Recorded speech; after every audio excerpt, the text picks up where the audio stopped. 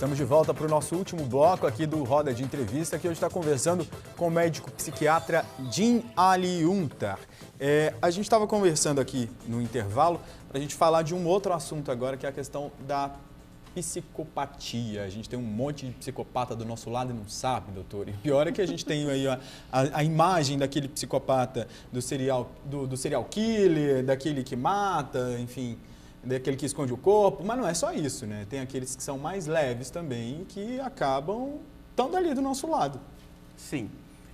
A psicopatia, ela é uma doença caracterizada pela dificuldade de empatia, ou seja, de identificação com o próximo. Ou seja, o psicopata, ele não consegue perceber que na pele do outro poderia ser ele. O outro é o outro, eu sou eu. Não fazendo mal para mim, eu não tenho problema com o mal que aconteça com o outro. Essa capacidade de identificação com o semelhante é que configura a psicopatia. E a gente tem vários níveis. Os serial killers, eles geralmente são os psicopatas graves, que além de não se identificar com o sofrimento alheio, ou seja, eles não estão nem aí pelo sofrimento alheio, eles ainda sentem prazer em fazer sofrer. E esse prazer a nível mórbido demais, né?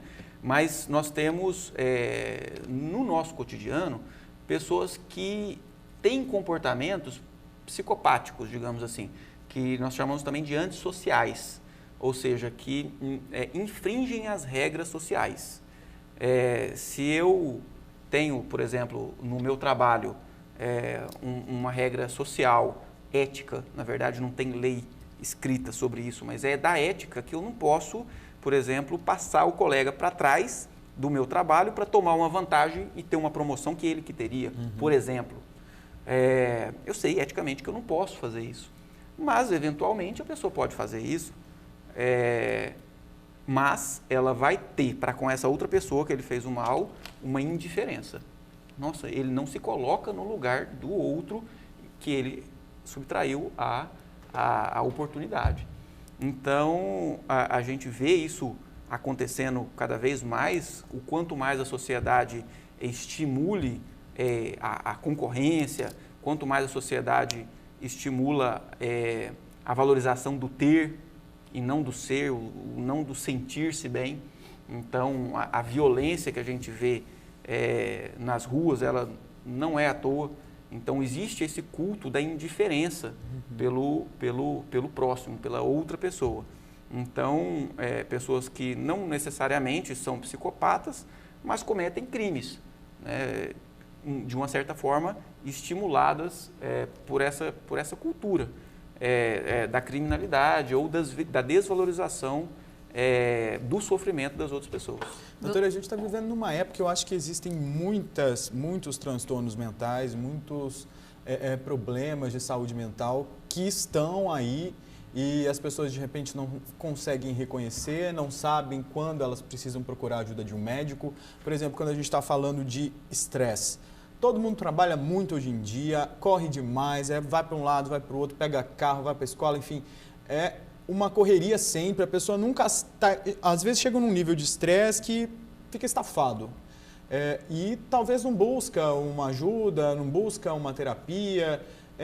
Qual que é a saída para esse processo? É aquilo que a gente já falou lá no início, é de repente manter um ritmo menos acelerado? Mas como, né, manter esse ritmo? Então, a ansiedade, ela é a doença do medo, é o medo das coisas darem errado.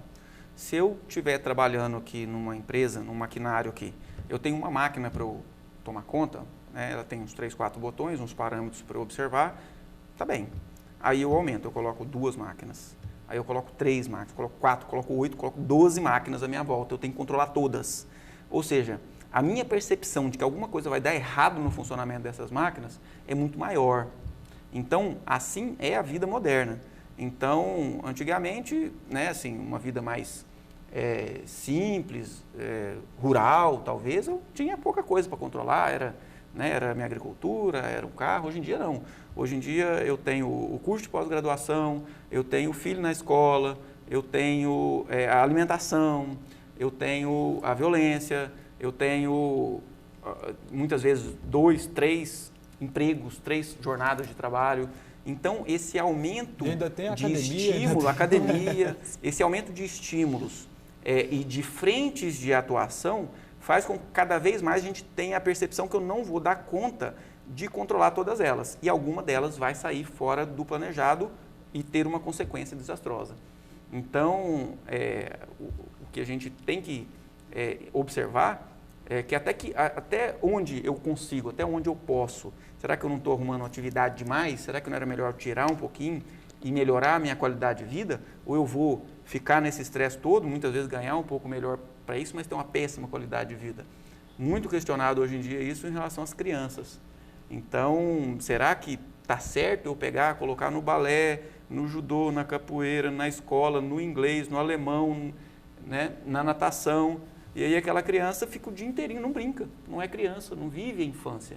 E aí cresce crianças muito cobradas, né? Olha, a nota do inglês não está boa, né? Olha, né? Então, a gente tem que questionar a qualidade, o tipo de vida que a gente leva e a qualidade que a gente está levando, né? Então, isso é colocado em pauta na psicoterapia, por isso que a psicoterapia é interessante, porque será que eu realmente preciso trabalhar em 3 jornadas de trabalho? Será que a qualidade de vida que eu tenho levado nos últimos 10 anos trabalhando dessa forma está compensando?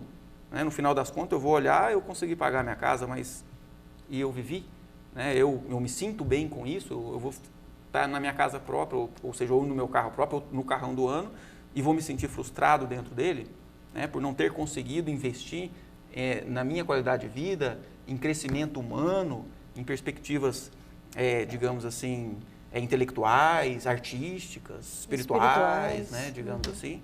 Então, há esse questionamento da vida moderna, né? Até que ponto a gente tem que se submeter a toda essa cobrança e exigência de sucesso, de alegria, de felicidade, né? Eu não tenho dúvida que você está em casa se enxergou em tudo que ele disse, porque eu me enxerguei. Sim, a gente e é difícil assim mesmo a gente chegar a essa fase de reconhecer que as coisas não estão indo certo e que você precisa fazer alguma mudança, né? Porque e aí você não acha que é nesse momento que as pessoas começam a desenvolver algum tipo de transtorno?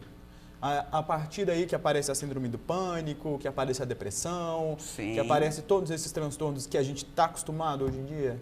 Não dá para falar que é só a partir daí.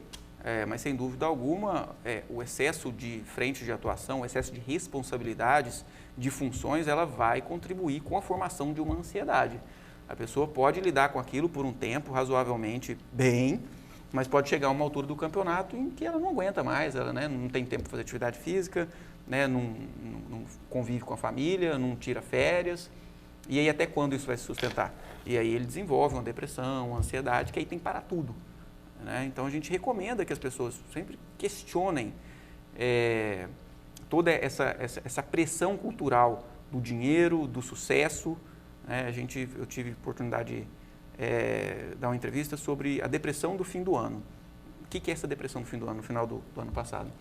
Porque o Natal, o Ano Novo, é um momento em que a sociedade, a mídia, todas as pessoas, eles cultuam muito a alegria, a felicidade, a confraternização, a esperança do ano novo.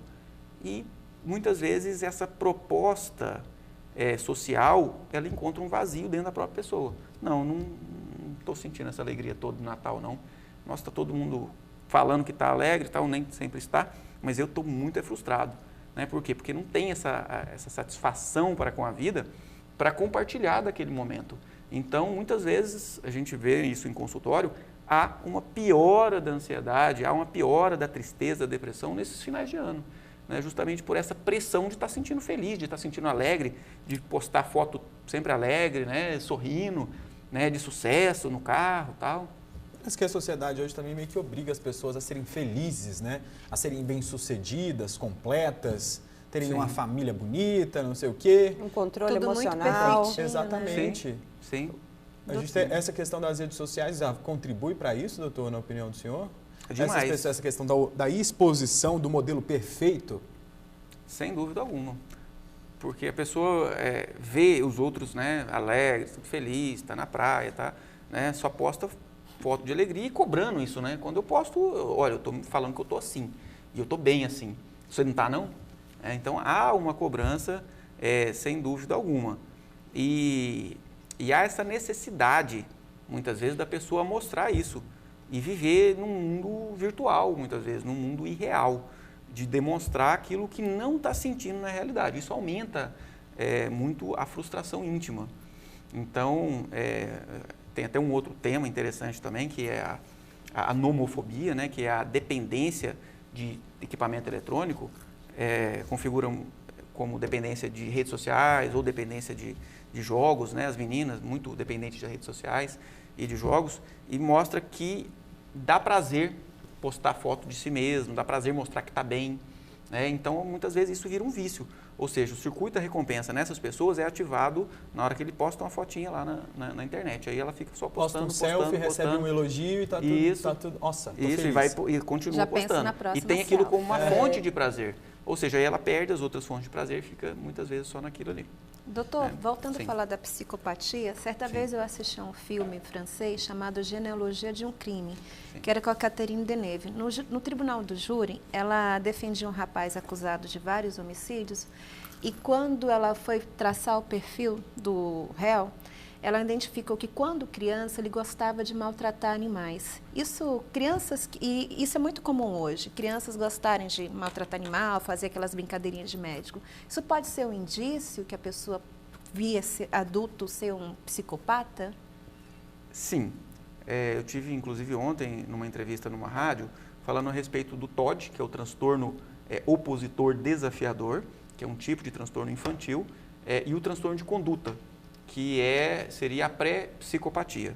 O transtorno de conduta é a criança ou adolescente, né, antes dos 18 anos, que provavelmente vai desenvolver uma psicopatia na vida adulta. E esses sinais, eles aparecem na infância.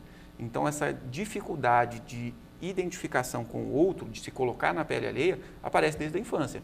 Então, ele pega o gatinho, ele maltrata, ele torce a perna com alicate, aperta o rabo, né? Mata, muitas vezes. Fica feliz de matar um passarinho que tá voando. Feliz e muitas vezes dissimula, né? Fala, não sei e tal, e não demonstra arrependimento disso, muitas vezes maltrata o irmão, a irmãzinha menor, né? Então, isso tem que ter um sinal de alerta. Opa, né? Meu filho está desenvolvendo isso, deixa eu, né, tomar os meus cuidados, porque quanto antes houver uma intervenção, que ela é predominantemente psicoterapêutica, não existe comprimido, remédio que trata transtorno de conduta ou transtorno antissocial, que é a psicopatia. Na verdade, é um conjunto de ações psicossociais que vão resultar numa melhoria do comportamento. Mas, assim, ter empatia, se identificar com a pele alheia, geralmente não. Essa capacidade no psicopata mais grave, ela é totalmente perdida. O que acontece é que, com estratégias sociais, principalmente de policiamento, ele vai frear as atitudes antissociais. Ele vai começar a respeitar um pouco mais as regras sociais por saber que está sendo observado. Porque apesar de não ter empatia, não querer bem para o outro, ele quer muito bem para si mesmo. Ele não quer sofrer. Ele não tem, um psicopata não tem sofrimento. Um psicopata depressivo não existe. Né? Porque ele não tem sofrimento com as coisas. Para ele tá bom, ele tem os benefícios dele. Os psicopatas, eles são geralmente muito inteligentes, muito persuasivos, muito simpáticos. Então, a gente tem o estereótipo, né, do psicopata, cara de esquisitão, esquisito, anda duro. Não. Mas tem os charmosos. Charmosos, né, sedutores, muito inteligentes. Eles jogam a vida como um jogo, né, como um xadrez. E ele tem as pessoas como peças no xadrez. Então, ele movimenta a pessoa para cá, tem uma atitude aqui, extremamente manipuladores, né? Então, isso muitas vezes se manifesta desde a infância. Agora, qual que é a diferença do transtorno opositor, desafiador, e do transtorno de conduta, que vai gerar a psicopatia? O opositor desafiador, ela é uma criança que tem um impulso muito agressivo nas suas frustrações, ou seja, nas negativas, ou seja, eu quero, não posso, nossa, quebra tudo, faz birra e tudo, mas daqui a pouquinho ele se arrepende. Ele demonstra sentimento. Assim, tem casos muito graves, né, de uma criança que dá muito trabalho, é mandado, né, expulso de escolas, merece uma intervenção muito grande, tem medicação que ajuda nisso. Mas ele se arrepende depois, ele vê que estava errado. Agora, o transtorno de conduta não. Ele não se vê errado. Ele sempre exclui a culpa dele e coloca a culpa no outro. Ah, foi ele. Ah, não, mas você furtou, você assaltou, você tem 12 anos, você assaltou mão armada, matou. Ah, não, mas ela estava andando naquela rua lá, ela estava pedindo para ser assaltada. Assim, não tem culpa, né? Assim, a gente vê isso nos casos mais graves, né? Assim, doutora, no discurso. A gente está terminando a nossa entrevista, temos ainda uns 3 minutinhos. A gente falou de obesidade, falamos aí dos transtornos da atualidade, né, da depressão, enfim, de tudo. Eu queria que você deixasse um recado para essas pessoas que estão em casa e de repente não estão sentindo que precisam de buscar ajuda ou de repente estão sofrendo por algum motivo, mas não sabem por quê. Ajuda médica, ajuda psiquiátrica é fundamental até mesmo para poder entender o que ela está passando, né, o que ela está sentindo. Sem dúvida alguma. A gente não pode se sentir satisfeito com o sofrimento. A gente tem que tentar, todo sofrimento humano, ele tem que haver um movimento na tentativa de diminuí-lo, pelo menos, se não de eliminá-lo. Então, sempre que a gente tem um sofrimento, seja ele qual for, há necessidade da pessoa buscar um auxílio. A gente tem toda uma humanidade que se baseia numa ciência, que se baseia em evidências muito bem nítidas. Então, eu tenho que ter a humildade de reconhecer que eu preciso da ajuda de alguém que estudou um pouco mais aquele respeito. O meu carro estraga, eu não vou abrir o capô dele e tentar emendar fio lá, eu não sei mexer com carro. Né? Então, quer dizer, eu tenho que procurar um mecânico. Então, eu tenho que ter a humildade de saber que eu não sei mexer com aquilo. Meu filho está dando trabalho em casa, né? Eu estou compulsivo alimentar demais, eu estou tentando dieta já tem tantos anos, eu não consigo perder peso. Né? Que tipo de auxílio eu posso procurar? E não se dá por satisfeito com o insucesso nesse sentido, nesse sentido pessoal, digamos assim. A gente sabe, até estive comentando antes da gente iniciar o bloco, né, que talvez nas doenças psiquiátricas, mais do que as outras especialidades médicas, a informação, o conhecimento, né? A autopercepção, o autoconhecimento, ele seja talvez 90% do tratamento. Doutor, mas tem uns 10% aí que é necessário que a pessoa busque um auxílio, a medicação pode ajudar. Tá certo. Olha, a gente agradece muito a participação do senhor aqui. Muito obrigado. Seja bem-vindo outras vezes, Jim Aliunta. Muito obrigado, boa noite para o senhor. Muito obrigado, é um prazer estar com vocês aqui. Sempre. Prazer é nosso em recebê-lo. E também Kenny da Rosa, da RBC, muito obrigado. Boa noite para você. Muito obrigada. Obrigado, Márcia e Fabiana. Obrigada mais uma vez. Obrigado a você também aí de casa. E você prestou atenção, se sentiu aqui dentro também, por favor, então busque ajuda, busque um profissional para você ficar bem, que é isso que a gente quer. Muito boa noite, até terça que vem.